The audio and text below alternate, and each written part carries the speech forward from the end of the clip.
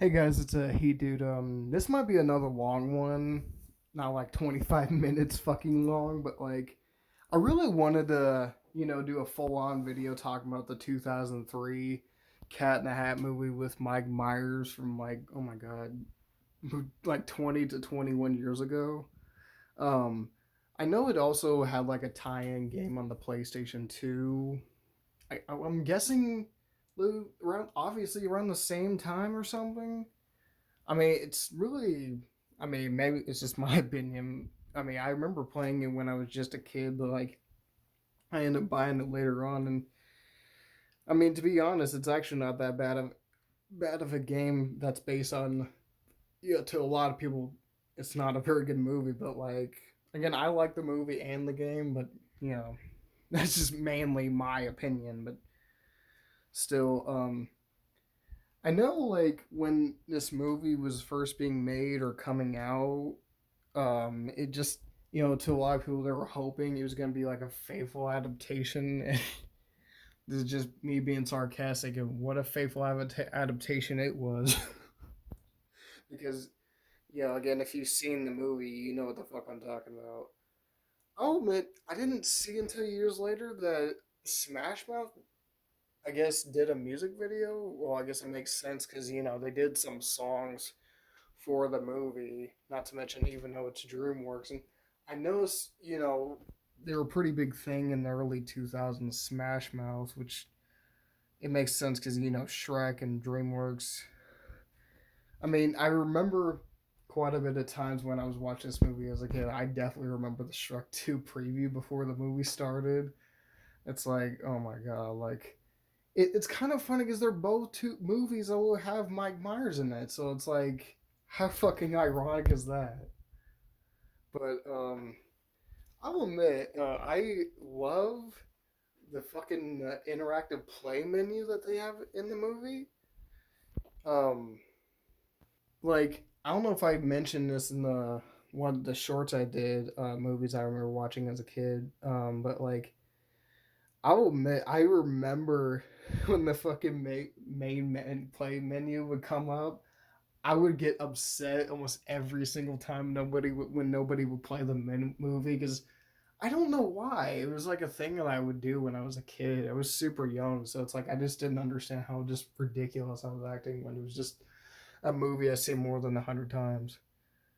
Another thing, I mean, I wanted to mention was I love it because it's just funny. It's a live action Dr. Seuss movie with an animated 2D or a 2D animated opening, which I'm like, that's kind of funny because it's like I mean, I guess they wanted to seem like they put some effort into the movie, which makes a lot of sense. I mean,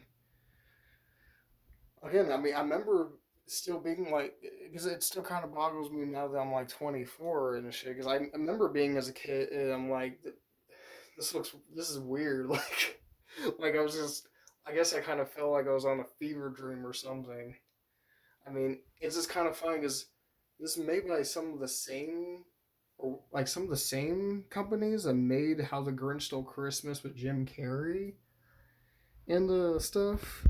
So I mean, again, like I know some people tend to talk shit when they really don't seem like they really put all the effort in the making of this movie, but it's like again, at least it seemed like they put some decent fucking well crafted work into it. I mean, at least. I mean, again, like even the town in the beginning of the movie, or just in the movie throughout, really feels like it's just pulled out of a Dr. Seuss book or just thrown in a realistic setting, kind of. I mean, I know that's a dumb way to put it, but that's honestly what it feels like. Even with the trees and maybe not the buildings, is that's not really what be in an actual fucking Dr. Seuss book, but yeah, I mean, I thought most of the people did a good job in this movie. Mike Myers, Spencer Brelson, Kelly Preston, rest in peace.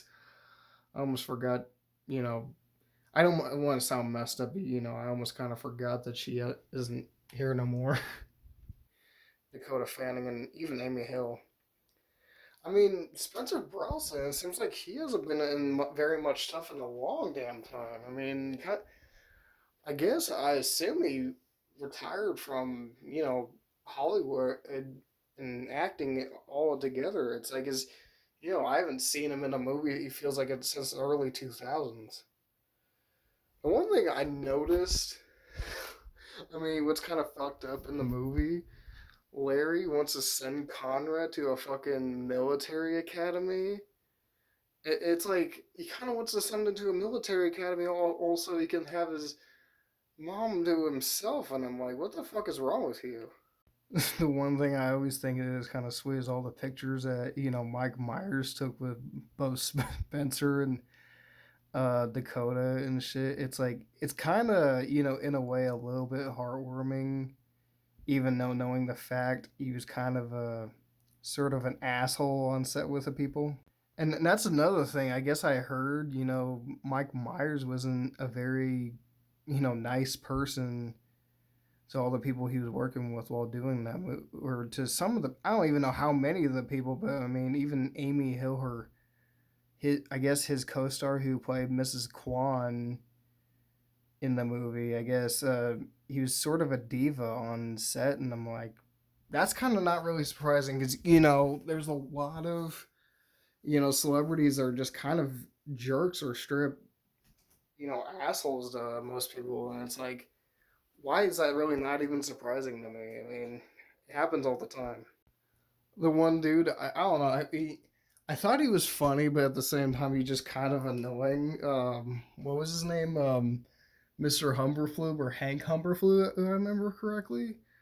Which I think was played by the guy named Sean Hayes, who also voiced the orange fish in the movie. Which I'll admit, I thought the orange fish was actually pretty funny. But I mean, this asshole will literally right in front of everybody threaten to literally fire her if I guess her house was as messy as last time, and I'm like, what the fuck does anything or house have anything to? Why would that have anything to do with her job though? It's like that's bullshit. Not to mention when Joan said she needed to go home to her kids, he fucking calls her up and says, "Is Joan? I need you to come back to the office." She was like, "Today?" And he's like, "Yes, Joan, no problem." And I'm like, "Are you kidding me?" She even told you she was going back to the house. He even fired this one other dude. I think his name was Jim McFlanagan or something. I guess because he had a hygiene problem where he had germs on his hand, which I don't know how the hell you would know he had germs on his hand. I guess he doesn't like people touching him, I'm assuming, which not to sound weird while saying that. Oh, Amy Hill did a decent job playing Mrs. Kwan, but she was a weird ass lady in this movie, though. I even remember the part where she's like watching Taiwanese parliament and she's like, "You tell them, boy Jack, no more big government." I'll admit I do like how perfectly they reimagine the book into the movie though. By the narrator was saying they sat in the house on that cold, wet day with no fun in the house or no games to play. I mean, I'll admit, I know some people would tend to, I guess, started to complain about Conrad and Sally's character, saying they had too much character. Like Sally was a control freak and he was a rule breaker, which, again, that's understandable because, the characters in the book weren't really like that. But, like, over time, I tend to not really even give a shit. And that's when they meet the fucking cat in the hat by Mike Myers, which their reaction to them meeting the cat for the first time is kind of justifiable, even though their fucking high pitched screams are sort of annoying, even though they are technically kids. But oh my dear God. In this, I did not realize as a kid how inappropriate Mike Myers is as the cat in the hat. I'm like, holy shit. And not to mention, they even fucking make a boner joke whenever he's like, "Who is this?" And she's like, "That's my mom." He's like, "Awkward." I honestly still can't believe they managed to make Mike Myers fucking walk or fucking just dress and drag for that. Oh my god, it's like, bro. I mean, not to sound horrible, but it's like that's just really really messed up and just uncomfortable to watch even after all these years. I mean, I still, I mean, music ain't bad or anything. I'll admit. I mean, I do like the fun song that they had in the movie, and even after all that, I guess after he told Sally that he's lactose intolerant because of milk, and he fucking just starts blowing up like a damn balloon. I love the part where the fucking cat puts on the trucker hat with his name on it. He's like, "Let's take a walk under the hood." Oh man, I love the part where Sally says she wants to make cupcakes, and then the fucking cat just starts to decides to make a fucking cooking reality show out of the whole thing. And then one moment, he's saying to himself, he's "Did you just call my mother ugly?" Then he's like, "Shut up! I'll mean it. I'll lend you." And then chops off his fucking tail with a damn cleaver. Which I'm like, that could have been the dumbest thing you probably would end up doing. Then Sally with a shocked ass face look on her face looks up and she's like, "Cat, your tail." Then he's like, "What about it?" And he's like, "Oh, I see. I've chopped it off." And he's like, "Now that's interesting because." Then he just looks at it, and then he's like, "Son of a bit."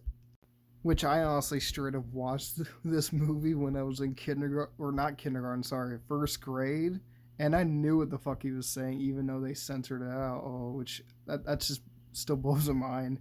And then they fucking cut to a fucking um, standing by thing with a fucking cat hanging on a clothesline with the fucking cat and hat on saying "Hang in there, baby." I'm like, bro, that's some funny ass shit.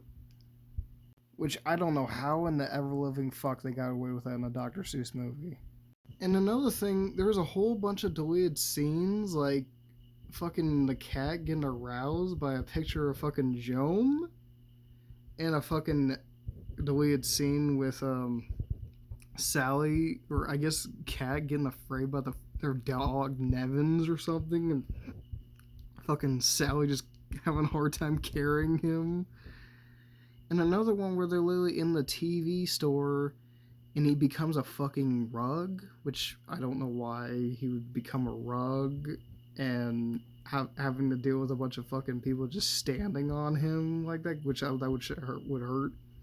And another one where one of the fucking, I think it was, yeah, it was thing one, drinking a whole shitload of bottles and pissing and trying to keep Joan from like going back to the house, and I'm like, oh my god. And another one where I guess where the fish was like fucking trying to call Joan and shit, and she hung up in the fucking one of the things. I don't know if it was thing one or thing two, but it fucking freaked the shit out of him. Which I'm like, I don't blame him for getting freaked out by one of those things. And that's another thing. It sure kind of feels like thing one and thing two, or I guess thing king, um, straight feel like they're tacked on from the actual makeup that was, used on some of the characters from How the Grinch Stole Christmas from 2000. I'm like, you really can tell how spot on that makeup looks. Like how Mike Myers as the cat just randomly fucking just dresses up as a fucking hippie and shit. He's like, "Hey, sir," with Alec Baldwin. He's like, "Hey, would you like to sign my petition?" Yeah. Alec Baldwin gets all annoyed and pissed off already. He's like, "Hey, get out of my way, you hippie freak." Which the fucking shit makes me laugh even still. And you can tell how eager he is to get him away from him, because he's like, "What will it take to get you out of my face?"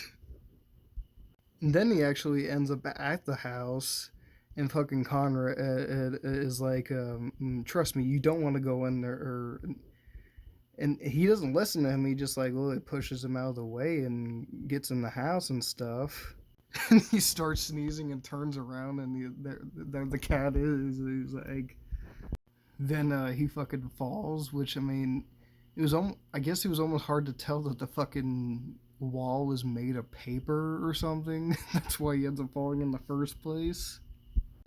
Then later on in the movie, he fucking gets squirted out of the fucking pipe and out of the house, covered in fucking purple ooze or something, or the shit that looks like the same stuff that they made the cupcakes with, which I did not even notice until, I started making this video. I was like, wait a minute, the cupcakes were purple, now he's purple.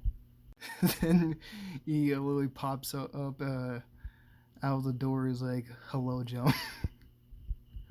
And maybe this is just my opinion, but I think it's kind of fucked up that Joan just ends up leaving Larry, all because he's covered in fucking purple paint or ooze. And I'm like, again, I love Kelly Preston as the mom, but I still think that was kind of a fucked up thing to do. And even fucking Larry told the truth. She still thought he was a crazy person, all because, oh yeah, it's a giant cat. And it's like, again, I see why he end up looking like a crazy person, but it's like he wasn't lying. I mean, even if the kids told her that, she still think they were crazy. It's like, I mean, I don't know. I just think that shit's ridiculous. I do think it's hilarious the way he says it. He's like, the giant cat, tell her. Maybe one of my other favorite parts is whenever the kid ends up smacking him in the fucking testicles. Oh my god, that shit's so fucking funny, but it's messed up. I mean, I'll admit the CGI in the mother of all messes part. I mean, I know people, again, like they said a lot of negative things about this movie, but the CGI ain't all that horrible. It really ain't. I do think it's kind of funny when they're fucking riding down the thing, fucking Mrs. Kwan like a roller coaster and shit. And he, fucking Conrad is like, this is insane. It's like an ride in an amusement park. And then fucking Cat fucking just pulls out a damn reference or something. He's like, you mean like at Universal Studios? And starts laughing. He's like, cha-ching.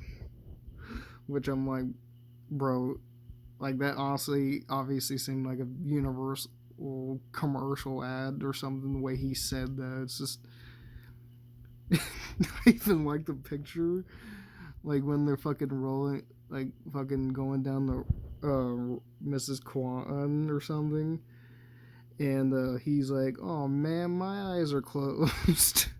He's like, if there's one more ride, can we go back and do that again?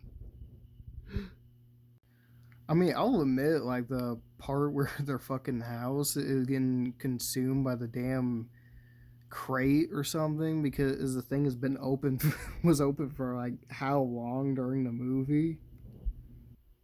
I mean, it was a pretty intense part of the movie, to be honest. I'm not gonna lie.